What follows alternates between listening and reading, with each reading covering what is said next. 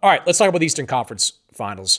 Knicks against the Pacers, a revival of the great matchups from 20, 25 years ago. I think it's fitting that Reggie Miller will be calling this for TNT as part of TNT's last year doing the NBA.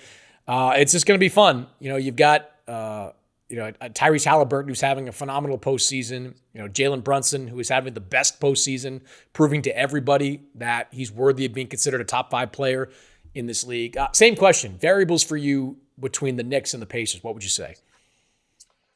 Well, I think the obvious is going to be about the matchup between Jalen Brunson and Tyrese Halliburton, who has more clutch moments than the other. I mean, I expect that both players will be the best versions of themselves night in and night out. But with a game that I think will be won by the possessions, which player makes more winning plays in crunch time? They both have had a great track record with that. But I think the other thing is going to be defensively. Indiana is one of the fastest teams in the league. They play at an unbelievable pace. Obviously, it starts with Tyrese Halliburton with his playmaking, but also just goes to the fact that he has such great chemistry when you're looking at guys like Pascal Siakam and Obi Toppin. But the Knicks, they're a great defensive team.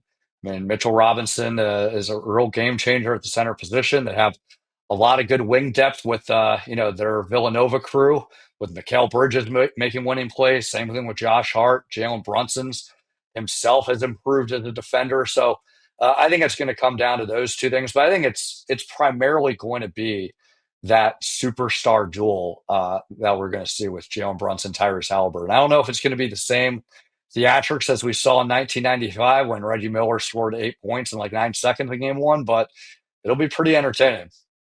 Yeah, I'm looking at a couple of things. Mikal Bridges has done a pretty good job on Halliburton during the year. Can he continue that? He's got the size, the length, the defensive ability to make him an inefficient shooter. How does that matchup play out? I think that's a big variable in this series. I think Karl Anthony Towns going up against Miles Turner is a very interesting matchup. I mean, Towns has been a force offensively, but Turner's a good defensive player. He also makes 3-point shots at a pretty high rate. I'm curious to see how that matchup plays out. But maybe most importantly, like Indiana is just a ball pressuring team, right? Like they are trying to wear you down for 48 minutes. And they've got the guys that can do it. Nemhard, TJ McConnell, Aaron Nesmith, like a whole bunch of guys are just dogs out there. They're going to be pressuring the Knicks. And look, the Knicks are going to get their points. Like they're a great offensive team. Jalen Brunson's a great offensive player, but they're another team that doesn't go deep into that bench. They're only going to go, 2 deep, maybe 3 sometimes into that second unit. Tom Thibodeau, as much as any coach in the NBA, loves to play his stars, loves to play his starters. Like when we get to like games 3, 4, and 5 of the series, does that pressure start to pay off? Like if Indiana can get one of these 2 games in New York, that's going to mean a lot to me for the future of this series. Like that's where I think their pressure is going to come into play as this series progresses. Because I think they have the ability to wear this Knicks team down. They did it last year. The Knicks were banged up as a different team last year, but they did it on some level last season. Can they do it again? That's a big question for me coming into the series.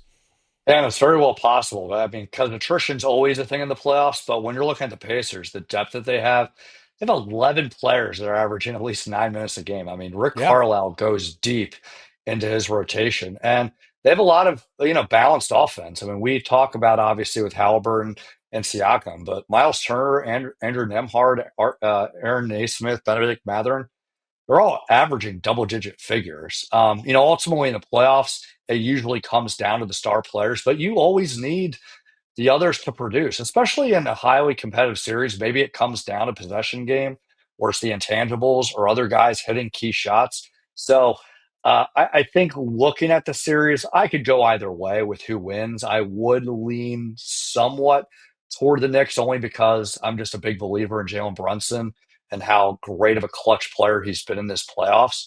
But this is really a coin flip. It is going to be so evenly matched. I think it's going to go 7 games. And I think every game is going to be close. It's not going to be one of those 7 game series that we've seen this year where the game seven's ultimately a blowout. I think every single game of this series is going to come down to the final moments. To me, it's Pacers in 6 or Knicks in 7. I don't think Indiana can go to MSG and win a game 7 against this team. I'm going to lean towards Pacers in 6, though. I think they get one of these 2 games in New York, and they win on their home floor in game 6. And Indiana gets back to the finals. That's my official prediction there.